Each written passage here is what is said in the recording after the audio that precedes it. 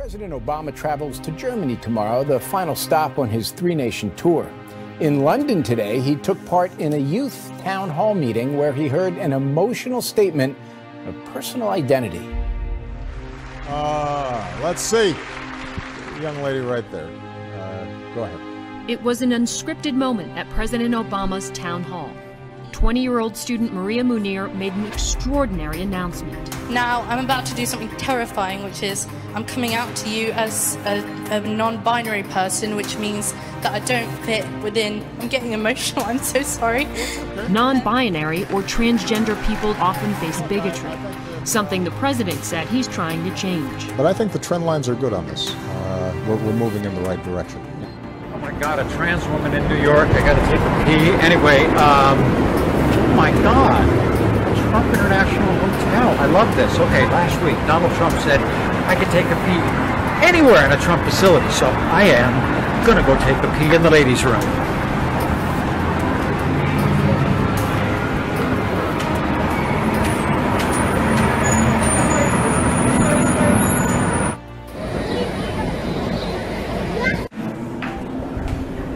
Ladies' room?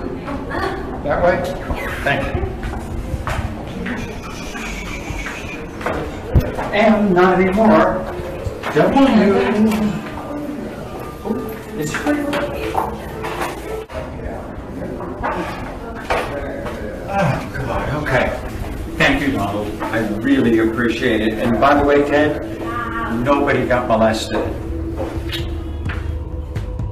Target is in the bullseye. A Mississippi organization is calling for a boycott of the retail giant because of its transgender bathroom policy. People have their own beliefs and stuff, but what could it hurt? Shoppers in Jackson are split over Target deciding to allow anyone to use any bathroom they choose. You have man parts, you go to a man bathroom, and if you have lady parts, you go to a lady bathroom. That's my take on it. I think it's absolutely ridiculous. I think everyone should be able to go to whatever bathroom they need to go to. I mean, I don't know. I just don't get it. The American Family Association, based here in Mississippi, disagrees. According to AFA President Tim Wildman, quote, "This means a man can simply say he feels like a woman today and enter the women's restroom even if young girls or women are already in there." More than 750,000 people have already signed an online boycott petition since the Christian group based in Tupelo started it last week. It's not just Target. Other retailers say they support transgender inclusive bathroom policies too. Starbucks and Barnes & Noble told me that they allow people to use the bathroom of the gender they identify with. Hudson's Bay Company, which operates Saks Fifth Avenue, and Lord & Taylor said the same. This is an issue that's gained major national attention in the past week, since Target made its policy public. The flag is almost sacred in U.S. society.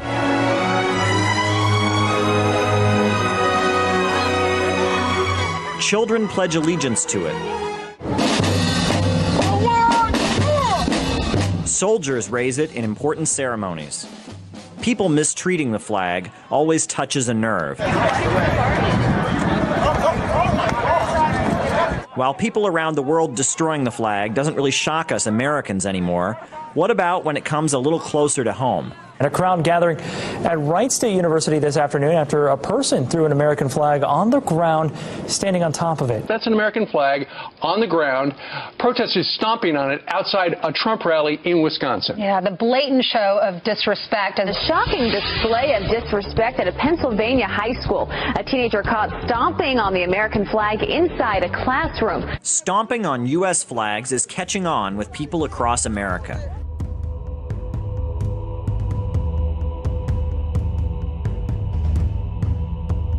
Government officials in Bristol said that their city was too multicultural to celebrate St. George's Day, England's version of the 4th of July. Except that it's nothing like the 4th of July because for the last 2 decades the English have been endlessly lectured about how displaying their own flag is racist, meaning that the only people who dare display it now are drunk soccer fans and actual racists. The council said that displaying the flag may be seen as racist towards non-English people.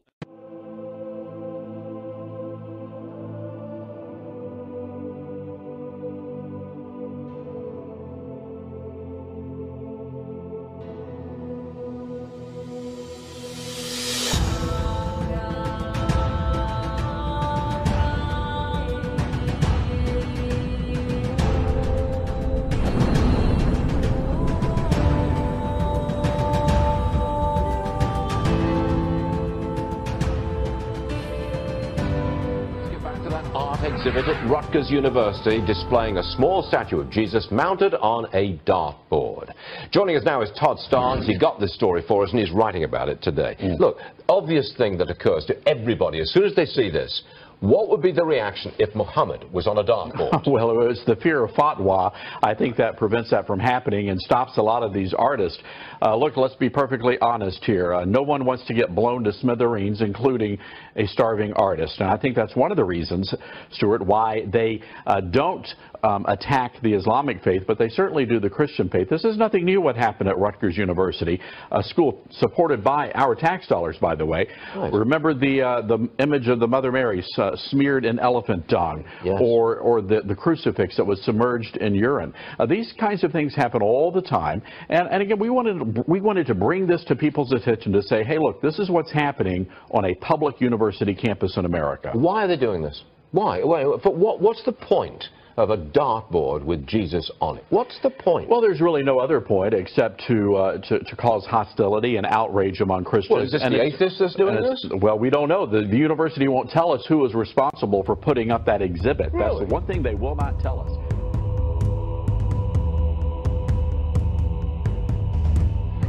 Highest military court weighing in on the case of a Marine who was court-martialed. She argues it was partly for her expressing her Christian faith.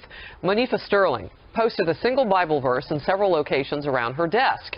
Her supervisor said the language was, quote, combative, and ordered her to take it down. But Monifa refused and was charged for disobeying orders. The text read, quote, no weapon formed against me shall prosper, end quote, a play on the verse from Isaiah that reads, no weapon formed against you shall prosper. The government says the case is not about religion, that Sterling never raised a religious objection until after she'd gotten into trouble. They also say it was an attempt to stick it to her supervisors. But Sterling's attorney says it's completely about religion. The hostility to religion in our military is increasing both in frequency and severity. It's unfortunate. I think it actually hurts our nation's military, and anything that hurts our nation's military is bad for our nation and bad for our national security. The religious landscape of America is changing with a dramatic shift among young people. Despite our Judeo-Christian roots, fewer Americans are identifying as Christians, while the number of Americans with no religion is growing at a record pace. Pew Research first surveyed more than 35,000 Americans about their religious views in 2007, then repeated the study 7 years later. During that time, those who call themselves Christians dropped nearly 8%, driven by declines among mainline Protestant and Catholic congregations. Non-Christian faiths inched up ever so slightly, just over 1%. At the same time, though, Americans who say they're atheist, agnostic, or so-called religious nuns jumped by more than 6%, making the nuns now nearly 23% of the population. China's president is sounding the alarm against the spread of religion in his country. Over the weekend, he made comments about the need to guard against what he called infiltrations via religious means, and warned that religious groups must submit to the ruling Communist Party's control. The speech comes as crosses and churches are being demolished in the eastern part of the country. Meanwhile, a congregation in China is mourning the loss of a pastor's wife who was killed when she tried to stop the destruction of their church. The Christian agency that reported this atrocity says it's part of a larger crackdown against Christians in China. Meng Fei Li has the details. The pastor and his wife stood in front of a bulldozer to keep it from destroying their church. That's when the demolition team leader ordered the driver to push them into the pit and bury them alive. The pastor escaped, but his wife died of suffocation.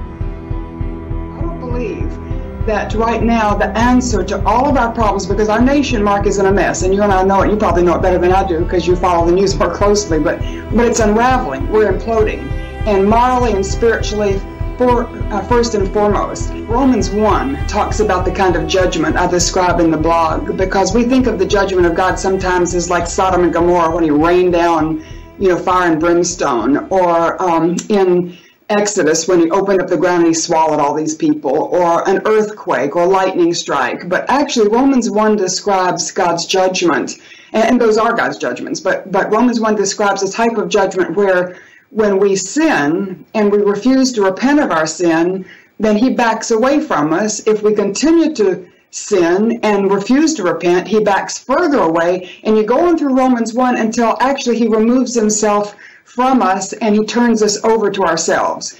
And that's what I think I see in America. I believe we're entering into that phase of judgment where God is backing away. He's removing his hand of blessing and protection. Unresolved Problem segment tonight, without a doubt, the city of San Francisco is the most liberal place in the entire country. And now the folks there may be paying a price for electing far-left people. Since the year 2010, property crime is up more than 60% in San Francisco.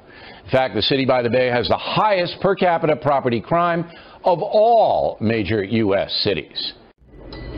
Along with cable cars and iconic landmarks, San Francisco is now becoming known for homelessness. It's awful, it's dirty. Tent camps and street crime. There is a ton of drug use out in the open. Amy Lander's car has been broken into twice this year. When it happened the second time, this window was completely shattered. There was glass everywhere. According to FBI data, San Francisco has the highest property crime rate of the nation's top 50 cities, with about half the cases being smash and grabs. Police Chief Greg Suhr says it isn't that the police are turning a blind eye to the petty crime and the aggressive and growing homeless population. It's a shortage of cops, which he hopes to remedy by hiring 200 more by next year. But others blame the city's politicians, legal do-gooders, and a city full of residents willing to accept the deterioration on the streets in the name of political correctness. And I hope the people of San Francisco are finally starting to understand what has been created here by a very small group of lunatic politicians who still control a majority of that board of supervisors. It's disgraceful.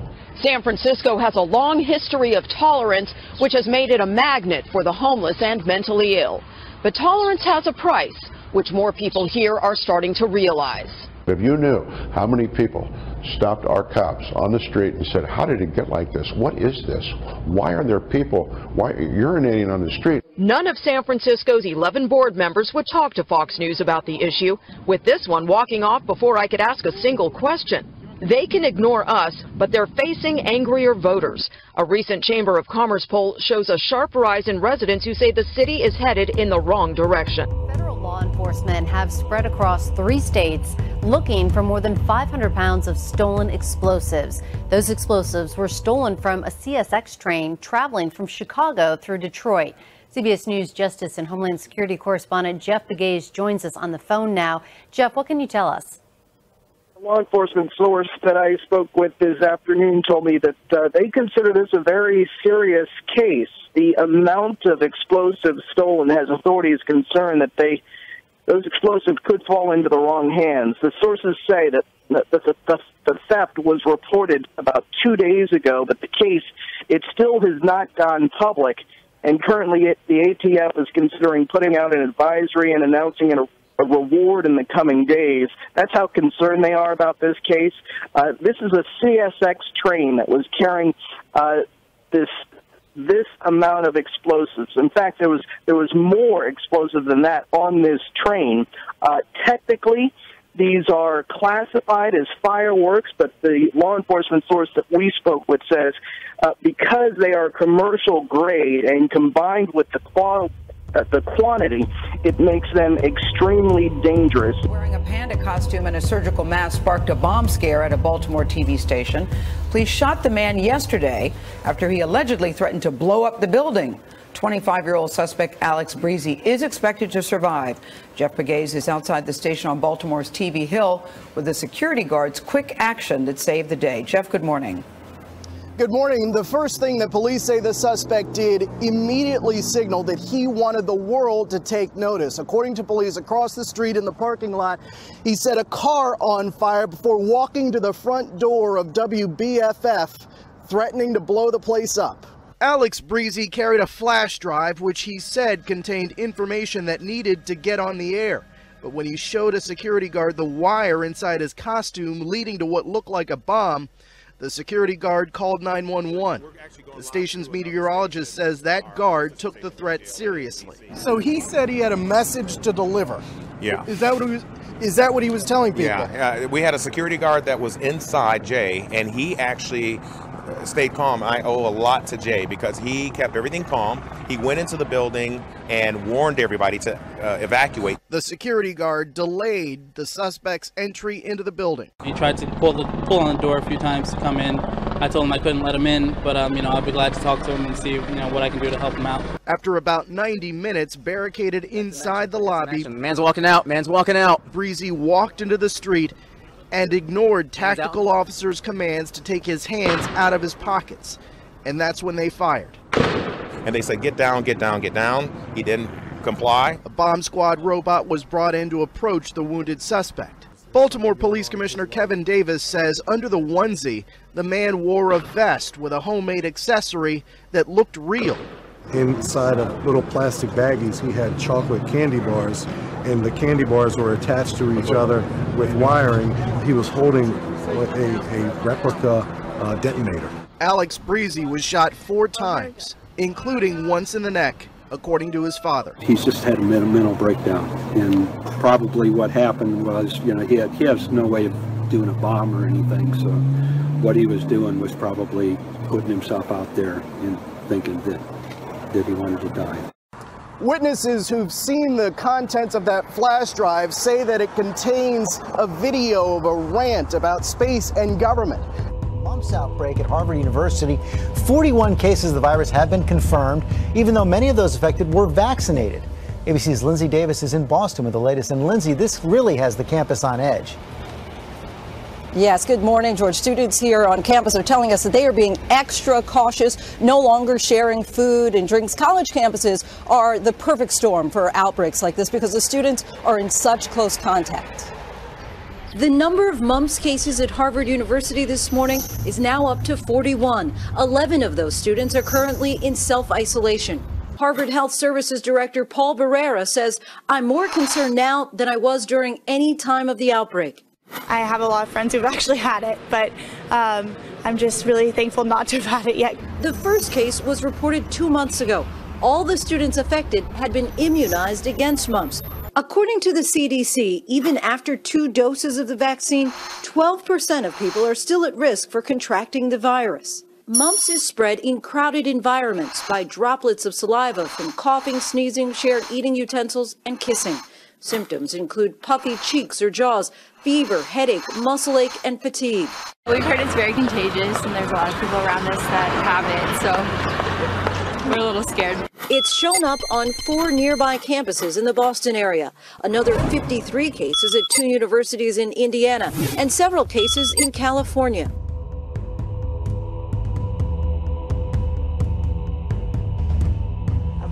Update now. The Shelby County Health Department says it's in crisis mode, dealing with a measles outbreak.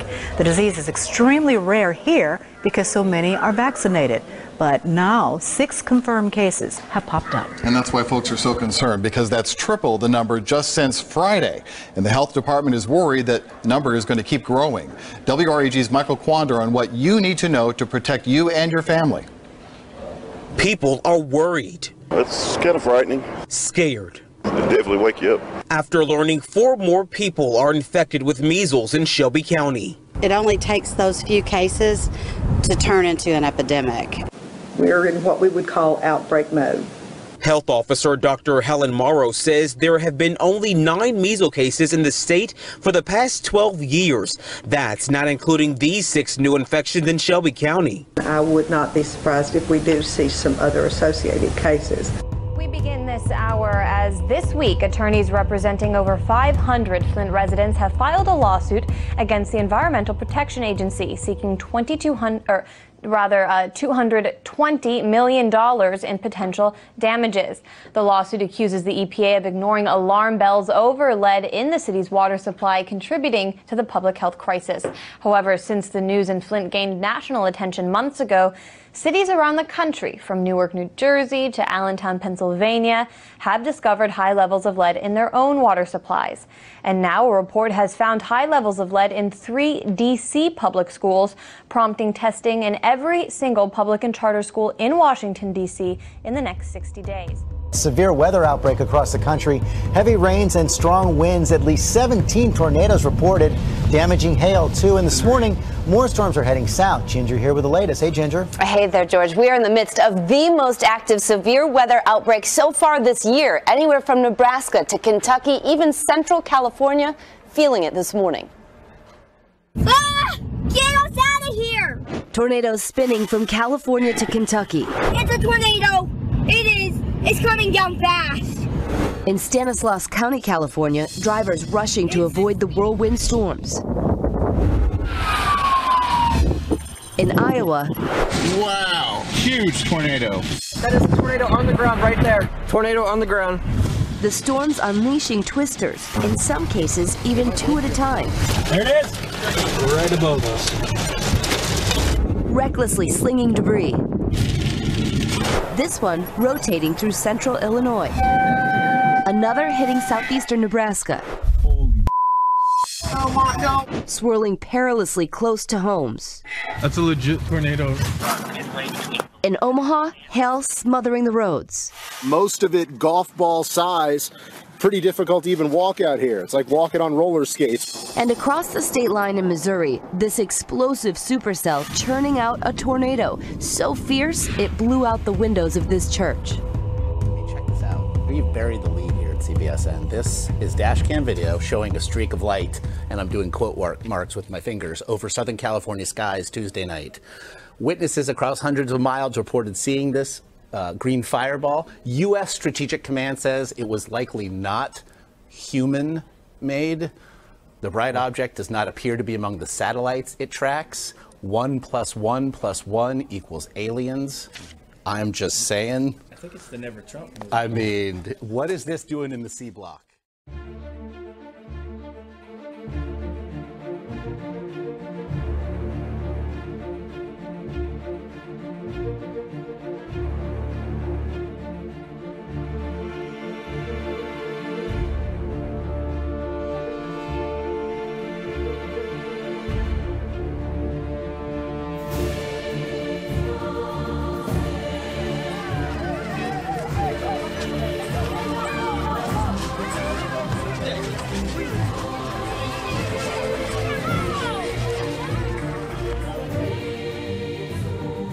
Broke the gate, stormed into the pharmacy, and ran away with as much as they could carry. De todo. They took computers and merchandise, owner Iris Bracho says. Police in the Venezuelan city of Maracaibo say they rounded up multiple suspects. In this highly polarized country, everything is explained in terms of politics. Delincuente. Criminals paid for by the opposition are bent on disrupting the country, this local official said. Tensions have risen in Venezuela since the government of President Nicolás Maduro issued several decrees to save energy. The extraordinary measures include 4-hour rolling blackouts and imposing a 2-day work week. The president says the blackouts are an emergency measure. Water levels at the dam that provides 75% of the country's electricity are at record lows due to a severe drought caused by the El Niño weather pattern. Here's a look at the drought conditions. You can see that darker shading of red for northern Venezuela. Exceptional drought conditions. The 2-day work week is already disrupting life for many. Venía a mi cita de pasaporte. Edgar Febrero learned the hard way when he tried to renew his passport. No government employees. I'm disappointed and angry, he says. They're systematically destroying the country.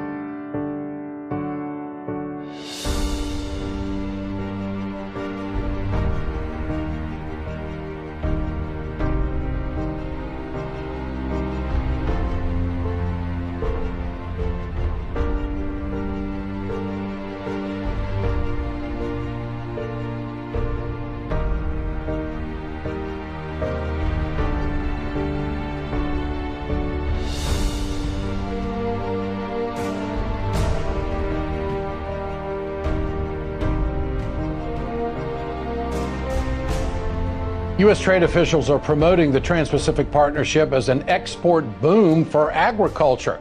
But National Farmers Union continues to stand strong in their defense of independent farmers and ranchers who will see little benefit if Congress were to pass this trade agreement.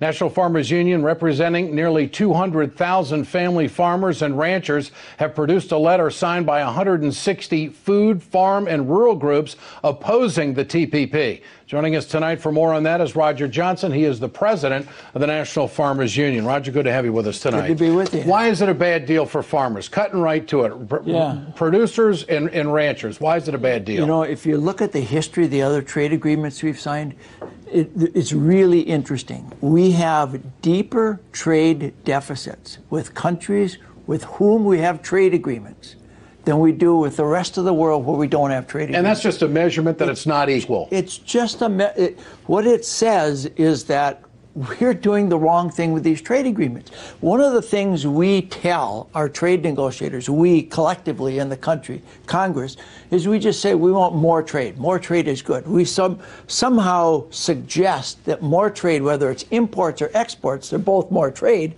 that it's the same thing. And they're not the same thing.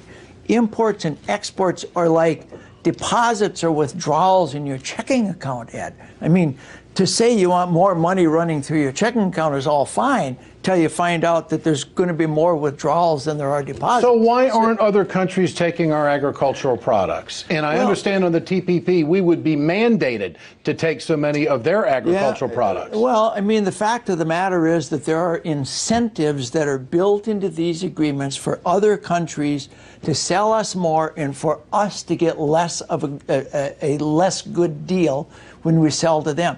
The biggest issue we have with trade agreements is that we end up with this deep trade deficit. It's something over $500 billion a year. That's millions of jobs that are outsourced to other countries, and it's a drag on our GDP of 3%.